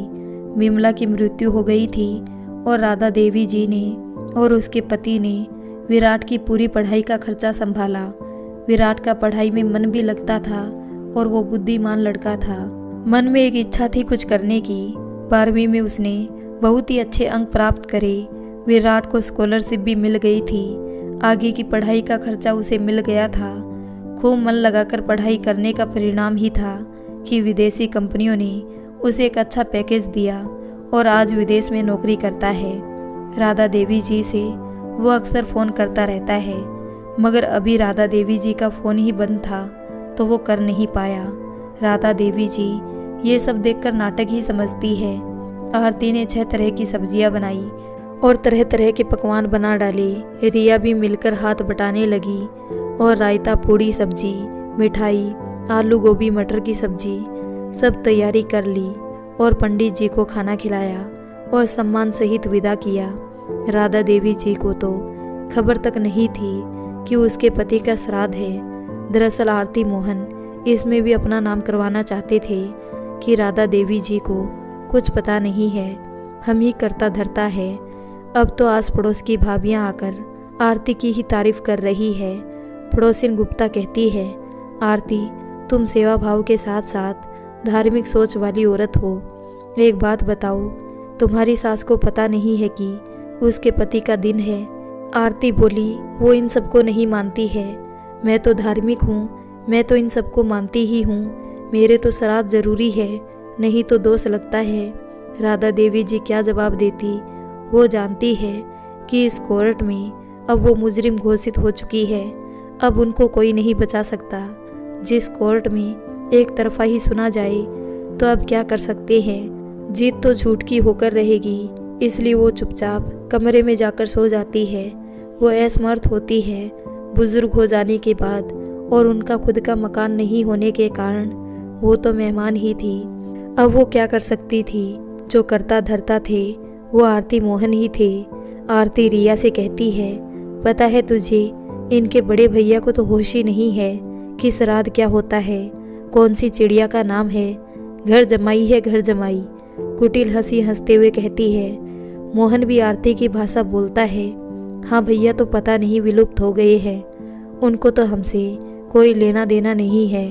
मम्मी को कहाँ पूछते हैं, बेचारी हर पल उनकी याद में रोती है। मगर वो उनको ससुराल वालों से फुर्सत नहीं है। इतना क्या ससुराल में लीन हो जाना, भैया ऐसे निकल जाएंगे, ये हमने सोचा ही नहीं था। कलयुग है, कुछ भी हो सकता है। संस्कारों की कमी रखी है मम्मी ने। आरती बोली, बिल्कुल, मम्मी जी ने संस्कार नहीं सिखाए भैया को। हमारी मम्मी इन चीज़ों में आगे रही है। शुरू से ही हम सब बच्चों में प्रेम डाला है। मिल बांट कर खाओ, एकता से रहो। यहाँ पर ही ये सब देखा है, हमारे वहाँ तो ऐसा नहीं होता। क्यों रिया? अपनी मम्मी की तो बात ही अलग है। आरती को अपनी मम्मी पापा, दादा दादी, भाई, अपने शहर का बात बात में प्रचार करने की आदत थी। हर बात में अपनी मम्मी को बीच में लाना उनके लिए ज़रूरी था। राधा देवी जी को हर बार सुनना ही पड़ता है। आरती और मोहन ने तो ठान लिया है कि बोलेंगे तो व्यंग ही बोलेंगे, बात करेंगे तो ऐसी तीखी चुभती ही करेंगे। वरना नहीं करेंगे। आए दिन लोगों के सामने राधा देवी जी की बेइज्जती करने की ठान ली थी। श्राद्ध भी कर लिया था छिपकर और राधा देवी जी को जलील भी कर दिया और अपना नाम भी कमा लिया। पंडित जी हर घर जाकर आरती रिया की तारीफ करेंगे, ये बात आरती को पता थी। रिया परखर भी आरती का पक्ष लेने लगते हैं। राधा देवी जी के बड़े बेटे को कोसने लगते हैं। तभी राधा देवी जी के फ़ोन पर किसी की घंटी बजती है। वो कमरे में जाकर फ़ोन देखती है, कोई अनजान नंबर होते हैं। राधा देवी जी फ़ोन उठाती है। कौन बोल रहा है? सुरेश बोला। हाँ माँ, मैं सुरेश। राधा देवी बोली। सुरेश, और आंखें नम हो जाती है, आंसू निकल आते हैं। बेटा, इतने सालों बाद फ़ोन किया है, कभी हाल चाल पूछ लिया कर। जी रही हूँ या मर गई हूँ, तेरे पीछे मुझे कितना सुनना पड़ता है बेटा। सुरेश बोला। माँ, वो व्यस्त रहता हूँ, सास ससुर की जिम्मेदारियाँ मेरे ऊपर ही है। अब उनके आगे पीछे तो कोई है नहीं, तो तुम समझ सकती हो मुझे दिन रात उनकी सेवा करनी पड़ती है, उनका मन लगाना पड़ता है। उन्हें टॉयलेट करवाना, खाना देना, सारा काम है हमारे ऊपर। मैं तो व्यस्त रहता हूँ। राधा देवी बोली। हाँ बेटा, तू तो बहुत जिम्मेदार है, इतना कि आज वक्त निकाला है मुझसे बात करने के लिए। सुरेश बोला। माँ, वो मैंने इसलिए फ़ोन किया था कि मुझे कुछ पैसे चाहिए थे आपसे। राधा देवी ने कहा। बेटा, मेरे पैसों का तो खुद पता नहीं रहता मुझे, मैंने तो सब आरती को ही सौंप रखे हैं। इतना सुनते ही सुरेश फ़ोन कट कर देता है। जब उसे पता चलता है कि राधा देवी जी के पास पैसे नहीं है। राधा देवी बोली। क्या हुआ बेटा, सब कैसे हैं? कुछ तो बोल। सुरेश, सुरेश। राधा देवी जी समझ जाती है कि मोहन और सुरेश से किसी से भी उम्मीद नहीं रख सकते। किस पर विश्वास करूं या ना करूं? मेरे तो दोनों पुत्र ही एक जैसे हैं, लालची और स्वार्थी। आज फ़ोन किया तो सिर्फ पैसों के लिए किया। राधा देवी जी की तबीयत इसी कारण खराब होने लगती है। उन्हें अपने भविष्य की चिंता सताने लगती है।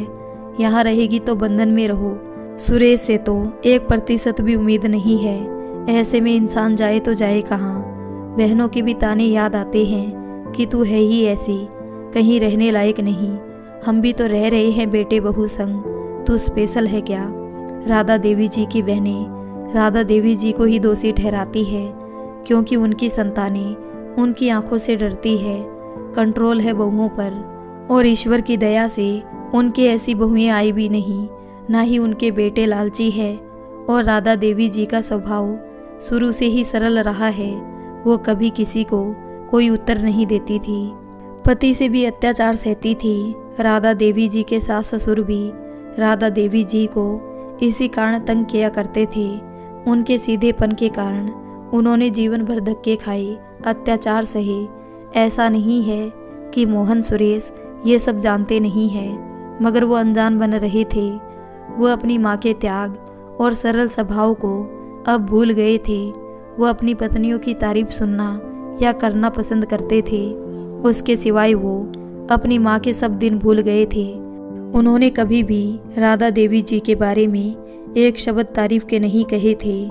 राधा देवी जी के साथ हो रहा था वो उनके अन्य रिश्तेदारों के साथ नहीं हो रहा था। वे सब बेटे बहू से सुखी ही थे, इसलिए वो उनको समझ नहीं पा रहे थे। राधा देवी जी अपने फ़ोन की ओर देखती है, जिसमें अब कोई फ़ोन नहीं आता। जब तक स्वार्थ था सभी के फ़ोन आते थे, अब तो इसमें एक घंटी नहीं बजती है। कौन ही करेगा अब याद? बुजुर्ग से कौन बात करना चाहेगा भला? सबको यही लगता है कि राधा देवी जी कहीं उनके यहाँ आकर ना गले पड़ जाए, इसलिए सब उनका फ़ोन उठाते हुए डरते थे। उधर रिया परखर भी जाने की तैयारी करने लगते हैं।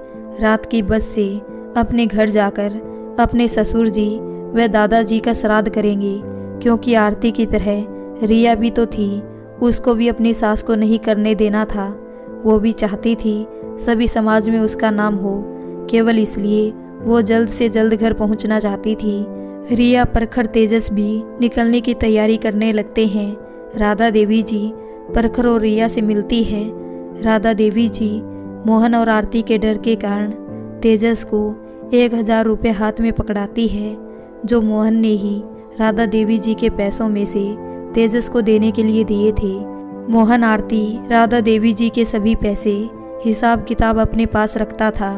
राधा देवी जी तेजस को बुलाकर कहती है, ये लो बेटा, रख लो, कुछ खा लेना, तुम्हारी मनपसंद की चीज़। तेजस पैसे अपने पास रखता है। वो रिया के पास दौड़ता हुआ जाता है, कहता है, मम्मी मम्मी, ये रोहन की दादी ने दिए हैं। तभी आरती कहती है तपाक से, हाँ रख लो, प्यार से दिए हैं, ले लेना चाहिए बड़ों के दिए हुए पैसे। रिया को लगता है उसको भी मिलेंगे, तो लालच में वो भी पैर छूने चली जाती है। अच्छा चले आंटी जी, रिया मन ही मन सोचती है कि अब उसे भी शायद कुछ पैसे मिलेंगे, मगर उसे क्या पता कि उनके पास तो केवल 1000 रुपये ही थे, वो भी मोहन ने ही दिए थे। रिया आरती गले लगती है, दोनों रोती है। रिया बोली, अब की बार आना तो जल्दी ही आना, हम घुमाएंगे तुम सबको। आरती की आंखों से आंसू की धाराएं बहने लगती है। आरती ने कहा, कैसे आऊँ, जिम्मेदारियाँ हैं, देखा ना, मम्मी जी का तो सारा काम मेरे ऊपर है, सारी जिम्मेदारियाँ हैं, कैसे निकलूँ भला, हमारा मन भी तो नहीं करता बुजुर्ग को छोड़ने का। रिया बोली, वो तो है, बेचारी इनका कोई है भी तो नहीं। आरती बोली, अरे भैया भाभी तो पूछते नहीं, हमारे सिर पर ही है जिम्मेदारियों का बोझ। मन ही मन खींचती आरती ने रिया को कहा। रिया ने कहा, अब जब तक है तब तक सेवा करो, यही है हमारे पास। तू तो है भी संस्कारी, इतनी संस्कारी कि कोई नहीं है इनके घर पर भी। आरती बोली, वो तो मैं हूँ, ऐसे संस्कार दिए हैं हमें, खैर बस तू अपना ख्याल रखना। परखर बोले, अरे दीदी आप भी भावुक हो गई, चलिए मुंह धो लीजिए, आप हंसते हुए विदा कीजिए। सभी एक बार प्रोग्राम बनाओ जल्द से जल्द हमारे यहाँ आने का। रिया बोली, आरती अपन लोग मम्मी को भी बुलाएंगे और फिर सब लोग इकट्ठा होकर खूब एंजॉय करेंगे। मम्मी भी तो कितने सालों से निकले नहीं घर से, मम्मी की तो दिन भर याद आती है, ये भी दिन भर याद करते हैं। और मोहन आरती भी रिया परखर तेजस को कार से छोड़ने बस स्टैंड तक जाते हैं। आरती खूब सारा खाना पैक करती है, बड़ा सा टिफिन भरकर देती है ताकि उन तीनों को बाहर से ना खाना पड़े। ये लो टिफिन रिया, आरती कहती है रिया से। रिया बोली, अरे इतना बड़ा टिफिन, वाह यार कमाल है तू, क्या क्या रखा है इसमें, देखकर मन कर रहा है अभी खोलकर खा जाऊं। आरती बोली, वो इतना सारा श्राद्ध का खाना बच गया था ना, अब हम कितना खाते, हमारे तो कोई खाता नहीं। इसमें मिठाई है, रायता है, पूड़ियाँ हैं, जो तुझे पसंद है ना उन्हें गर्म कर दिया था, और आलू मटर की चटपटी सब्जी भी है, तेरे परखर जी की फेवरेट और तेजस के फेवरेट नमकीन चावल भी है, खा लेना सब लोग आराम से। परखर बोला, अब आओ कभी रोहन बेटा, तुम्हें खूब एंजॉय करवाएंगे, मम्मी पापा को लेकर जल्द आना। रोहन बोला, हाँ ज़रूर आएंगे, मेरा तो बहुत मन होता है, मगर ये दादी है ना, इनके कारण जब से ये घर पर आई है हम कहीं निकल नहीं सकते, ऐसे फंसे हैं हम लोग कि निकल पाना मुश्किल है, पता नहीं कब जाएगी इस घर से। रोहन मन ही मन बड़बड़ाता है। रोहन की भी वही भावना थी जो उसके माता पिता सोचते थे उसके बारे में। चलो फिर देर ना हो जाए, बाकी की बातें कार में कर लेंगे, फिर बच गई तो फ़ोन पर कर लेंगे, रिया कहती है। आरती बोली, हाँ क्यों नहीं, चलो चलो। आरती, मोहन, रोहन, परखर, तेजस, रिया बस स्टैंड पर उतर जाते हैं कार से।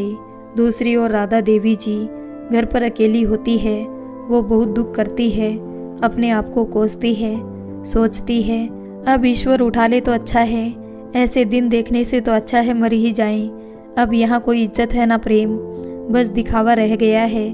बच्चों तक के मन में वैर भाव पल रहा है। आखिर मैंने क्या बिगाड़ा है, इस बुढ़ापे ने मुझे इन बच्चों पर आश्रित कर दिया है।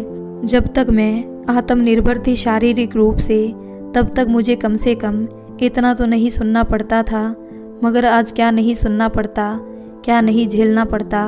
हे भगवान उठा ले मुझे, इस दुनिया में और मन नहीं है, भलाई इसी में है कि बिना सेवा करवाए चली जाऊं, वरना क्या दिन देखने पड़ेंगे किसको पता। तभी दरवाजे पर घंटी बजती है। राधा देवी जी उठकर दरवाज़ा खोलती है। वो सोचती है कि शायद रिया और मोहन ये लोग ही सब वापस आए होंगे, कुछ सामान छूट गया होगा, ऐसा अनुमान लगाती है और दरवाज़ा खोलती है। तभी राधा देवी जी जब दरवाज़ा खोलती है तो सामने एक युवक सा कोई नज़र आता है, 6 फीट हाइट और देखने में बहुत ही साधारण, सफ़ेद शर्ट और काली पैंट और काले चमकदार जूते, चेहरे पर मुस्कान, सज्जन सा दिख रहा था। और वो युवक राधा देवी जी के पैर छूता है। राधा देवी जी भी आशीर्वाद देती है, खुश रहो बेटा, खूब प्रसन्न रहो, स्वस्थ रहो, तरक्की करो। वैसे कौन हो तुम? मोहन तो गया हुआ है, आपको किससे मिलना है बेटा? वो युवक मंद मंद मुस्काता है। राधा देवी जी अंदर आने को कहती है और वो युवक भी अंदर आता है। राधा देवी जी सोफे पर बैठने को कहती है। वो सज्जन राधा देवी जी को देखकर बहुत दुखी होता है और कहता है, पहचाना नहीं मुझे? मैं आपका विराट। राधा देवी जी के खुशी के मारे आंसू निकल आते हैं। विराट, तुम इतने बड़े हो गए हो, तुम तो पहचान में नहीं आ रहे। मुझे तो आजकल बेटा कुछ याद नहीं रहता, इतने सालों बाद देख रही हूँ। विराट की महंगी सी गाड़ी नीचे खड़ी होती है। विराट बोला, बहुत पहले से आपकी खोज कर रहा था, हर जगह पता करने की कोशिश की, पुराने मकान में गया था, तब किसी ने बताया कि आपका यही एड्रेस मिला और पता चला कि आप यहाँ रहने लगी हैं, तो फिर इसी शहर में आया आपको ढूंढता हुआ। यहाँ भी बड़ी मुश्किल से पता किया एड्रेस, बस मिलने चला आया। आपका प्रेम स्नेह मुझे आप तक खींच लाया। राधा देवी जी बोली, मुझे यकीन था तुम एक ना एक दिन आओगे। कहाँ हो, कैसे हो, कुछ बताओगे या नहीं? विराट बोला, मैं बिल्कुल ठीक हूँ, आपके आशीर्वाद से। आप लोग नहीं होते तो मैं कुछ नहीं होता। कहिए आप कैसी हैं, कैसी कट रही है आपकी ज़िंदगी? ये सब सुनकर राधा देवी जी के आंसू झलक पड़े। विराट से मिला प्यार व अपनापन देख वो रोने लगती है, उनकी घुटन बाहर आने लगती है। ऐसा होता है ना कि जब हम दुखी होते हैं, किसी के अपनेपन को देखकर उसके सामने हमारा हृदय पिघल जाता है। बस कोई अपना हो इस भीड़ में। इंसान अपनेपन का भूखा है, लाख छुपा कर रखे हम अपने गम, मगर वो गम बाहर आ ही जाते हैं। मनुष्य का स्वभाव ही ऐसा है, अपनी भावनाओं पर काबू नहीं रख सकते। विराट गले लगाकर उनको संभालने लगता है। वो राधा देवी जी की स्थिति देखकर सब कुछ समझ जाता है। माँ, आप रोइए मत, सब ठीक हो जाएगा। मैं लेने आया हूँ आपको, आप मेरे साथ रहेंगी मेरे घर पर। मुझे मालूम था कि आप यहाँ सही नहीं है और मैं आपको ऐसी अवस्था में रहने भी नहीं दूंगा। जो प्यार आपने मुझे दिया है उसकी कीमत तो मैं कभी नहीं चुका सकता। आप चलिए मेरे साथ। इतनी दुखी होकर कोई कैसे रह सकता है? नहीं, मैं नहीं रखूँगा आपको। आप नहीं होते तो मैं आज इतनी बड़ी जगह नहीं पहुँच पाता। आप ही तो हैं इन सब की अधिकारी। विराट अमेरिका की एक नामी कंपनी में कार्यरत था। विराट की कंपनी टॉप 10 में शुमार है। भारत में भी उसने महानगर की हाई सोसाइटी में फ्लैट ले रखे थे, जहां A1 सुविधाएं हैं। बुजुर्गों के लिए भी खास सुविधाएं हैं। उस जगह की कीमत ही करोड़ों में होती है। विराट इतने बड़े पद पर पहुंचकर भी धरातल में रहा है। उसने अपनी ज़िंदगी में इतनी बड़ी उपलब्धियों का क्रेडिट राधा देवी जी व उनके पति को दिया है, क्योंकि उसकी माँ बिमला तो इन सब चीज़ों के बारे में समझती नहीं थी और किस तरह से उसका बचपन गरीबी में बीता था। तब राधा देवी जी अपने बच्चों की तरह ही विराट को भी समझती थी। कभी विराट और अपने बच्चों में भेदभाव नहीं किया। विराट उच्च शिक्षित होने के साथ साथ संस्कारी लड़का भी था। उसने राधा देवी जी के लिए पहले ही सोच रखा था कि आज मैं आम से खास बना हूँ तो उसका श्रेय राधा देवी जी को देता है। विराट बोला, मैं आपको अपने साथ ले जाने आया हूँ। मैं सब जानता हूँ आपके बारे में, अब मना मत करना। क्या मेरे नसीब में माँ का सुख नहीं लिखा? राधा देवी जी आंसू पोंछते हुए बोली, ऐसा मत कहो बेटा, मैं हूँ ना माँ। हाँ चलूँगी बेटा, चलूँगी, ज़रूर चलूँगी। आंखों से आंसू झलकने लगे। अपने बेटे संग क्यों नहीं जाऊँगी भला? विराट बोला, तो कल सामान पैक करना, हमारी फ़्लाइट है। मोहन भैया, आरती भाभी से तो मैं बात कर लूँगा। मुझे सब पता है माँ, मुझे बताने की आवश्यकता नहीं है। मैं सब समझ गया। आप यहाँ पर सुख से नहीं रही, आपकी आंखों में दर्द साफ झलक रहा है। आप मेरे साथ रहेंगी अब सुकून और शांति से। राधा देवी जी को अब कहीं जाकर खुशी मिलती है। विराट से हिम्मत हौसला मिलता है, एक ताकत मिलती है। उनके अंतिम दिनों में सुख की घड़ी आने वाली थी। जो कष्टमय दिन उन्होंने बिताए, अब उन सबसे मुक्ति होने वाली थी। आरती मोहन की चालबाजी से दूर अपनी शांति की दुनिया, जहां वो अपने अधिकार व आज़ादी से तो रह सकती थी। विराट जिसने इतने बड़े पद पर रहकर भी अपने संस्कारों को भूला नहीं था, तभी मोहन और आरती भी प्रिया प्रखर तेजस को बस में बिठाकर घर आ जाते हैं। वो दोनों विराट को पहचानते नहीं हैं, विराट जरूर उन दोनों को पहचान लेता है। आरती विराट से कहती है, आप कौन हैं? विराट मुस्कान के साथ कहता है, शायद आप मुझे नहीं जानती होंगी, मैं विराट हूँ। तभी मोहन बोलता है, ओ अच्छा विराट, तुम इतने सालों बाद देखा है, बहुत खुशी हुई। कहाँ हो आजकल और क्या कर रहे हो? बड़े सालों बाद मिलना हुआ। विराट बोला, मुझे भी अच्छा लगा आपसे मिलकर। मोहन भैया और भाभी विराट दोनों के पैर छूता है। मैं एक सॉफ्टवेयर कंपनी में काम कर रहा हूँ, सॉफ्टवेयर इंजीनियर हूँ। फिलहाल अमेरिका में ही रहता हूँ, वहीं से इंडिया आया हूँ। कुछ सालों से अमेरिका में ही जॉब कर रहा था। मोहन बोला, कमाल की बात है, नीचे पार्किंग एरिया पर तुम्हारी गाड़ी खड़ी है ना, ब्लैक कलर वाली। तभी मैंने सोचा, ये लग्जरी कार हमारे एरिया में किसकी खड़ी है? विराट बोला, हाँ जी, वो मेरी ही कार है। आरती भी अब पैसे वाले विराट को देखकर बोल उठी, तो चाय कॉफ़ी ठंडा क्या लेंगे? बैठिए ना, आइए। मोहन और आरती विराट के सामने खूब दिखावा करने लगते हैं, वही नाटक जो सबके सामने होते हैं। दोनों विराट की आव भगत में लग जाते हैं, राधा देवी जी की भी सेवा करने लगते हैं।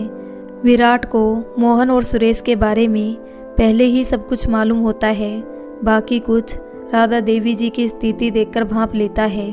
इसलिए विराट के सामने ये दिखावे पैंतरेबाजी फीकी पड़ने लगी थी।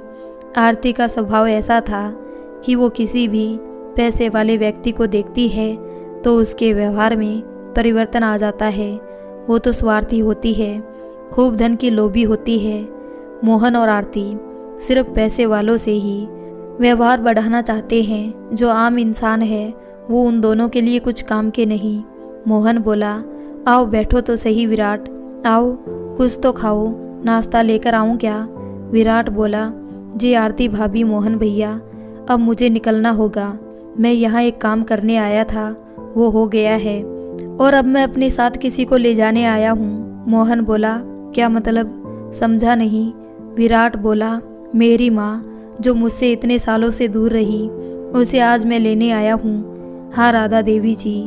मोहन और आरती एक दूसरे की शक्ल देखते हैं। विराट बोला, हाँ भैया, ये माँ नहीं, मेरे लिए भगवान है। अगर ये नहीं होती तो मैं आज इस मुकाम तक नहीं पहुँच पाता। मुझे तो पता ही नहीं था कि पढ़ाई जैसी चीज़ भी कुछ होती है। हमारे यहाँ तो दूर दूर तक पढ़ाई से नाता नहीं था, मगर राधा देवी जी और अंकल ने मुझे मार्गदर्शन दिया।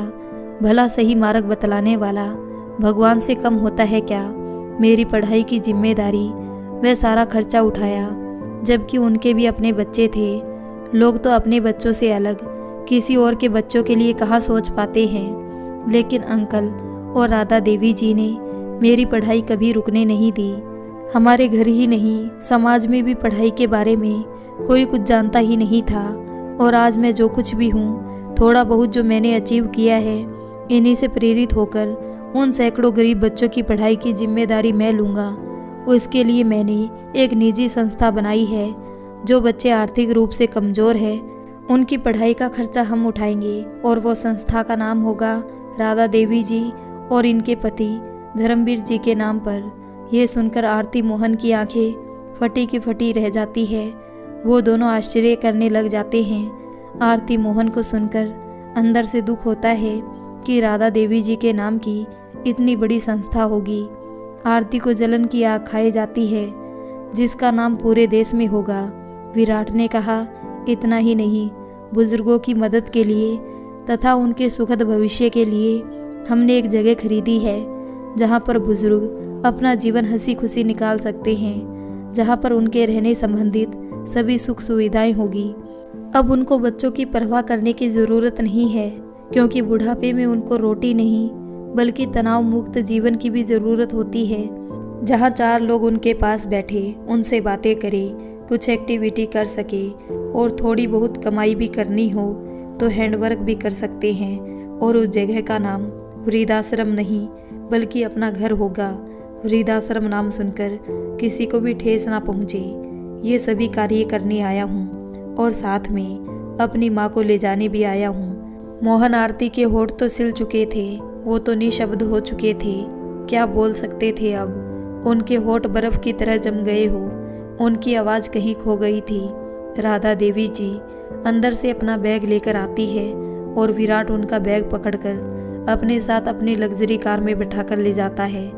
आरती मोहन कुछ बोल नहीं पाते, बस गर्दन झुकाए खड़े रह जाते हैं। राधा देवी जी अब रोज रोज के ताने, अपमान, तिरस्कार, बेइज्जती के जीवन से दूर निकल गई थी।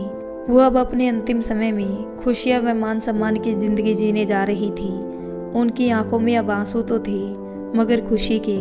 वो ईश्वर का शुक्रिया करती है कि कल तक वो सारी उम्मीद और आस तोड़ चुकी थी, मगर ईश्वर कहीं ना कहीं से रास्ता निकाल ही देता है हमारे लिए। आरती मोहन को खुद पर अफसोस होता है कि वो सिर्फ दिखावा कर रहे थे, बुजुर्गों की सेवा करने का झूठा नाटक कर रहे थे। राधा देवी जी को रखकर वो अपनी छवि अच्छी बना रहे थे। वो भीतर से जानते थे कि राधा देवी जी को उन्होंने कितना दुखी किया है। ये कहानी आपको कैसी लगी? अगर अच्छी लगी हो तो वीडियो को लाइक कर दें और हमारे चैनल को सब्सक्राइब कर लें। मिलते हैं ऐसी ही एक और नई कहानी के साथ।